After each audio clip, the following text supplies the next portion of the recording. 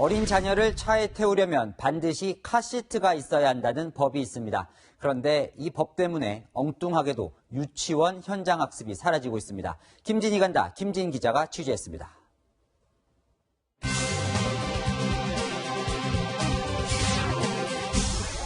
아이와 함께 차로 이동을 할 때 카시트를 이용하시는 분들이 많으시죠? 자, 빠방 타자. 아이의 안전 때문입니다. 아빠 일하고 올게.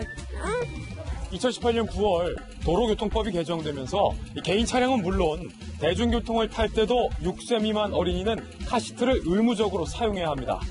그런데 1년이 지난 지금 여전히 어린 자녀를 둔 부모들의 반발이 거센데요. 카시트 의무화법, 무엇이 문제인지 제가 직접 알아보겠습니다.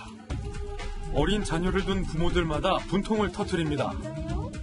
의무화라고는 하는데 택시까지 이렇게 뭐 할 수 있느냐, 뭐 카시트 있는 택시를 잡아야 되느냐, 안전을 위해서 이건 뭐 잘할 줄 알고 그 조건이 안 되면 운전을 못 하는데 그러면은 동네에 걸어다니는 그런 데만 다녀야 되잖아요.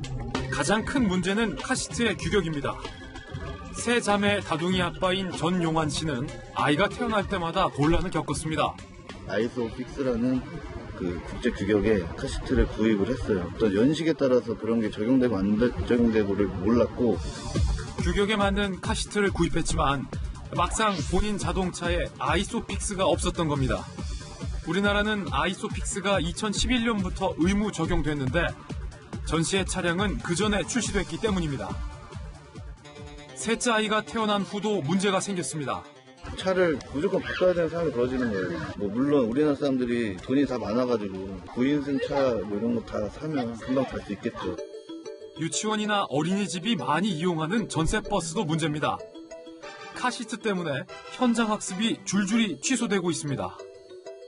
저희 다 취소됐어요. 올해 거를 거의 다 취소했어요. 비용이 문제죠. 카시트가 장착된 버스는 100만 원, 2대 빌리면 200만 원. 예전에는 뭐 4, 50만 원. 서울 지역 국공립 유치원의 버스를 이용한 현장 학습은 올해 44%나 감소했습니다.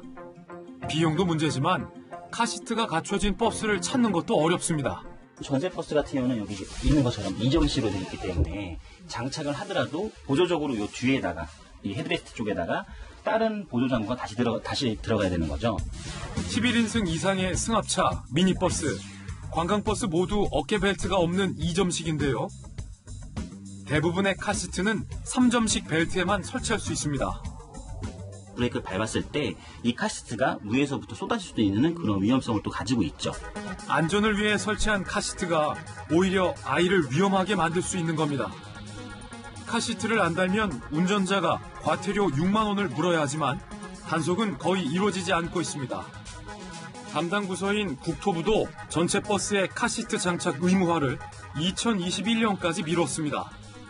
기사청 입장은 국민 안전 때문에 법률을 적용할 수밖에 없는데 그런 차량들이 현재 많이 보급되어 있지 않아요. 그래서 이제 저희가 적용을 유예를 한 거거든요. 버스 좌석의 구조나 택시용 카시트 같은 시스템 준비 없이 지킬 수 없는 법부터 만들어 부모들의 혼란만 부추긴 셈입니다. 김진희 간다의 김진 기자입니다.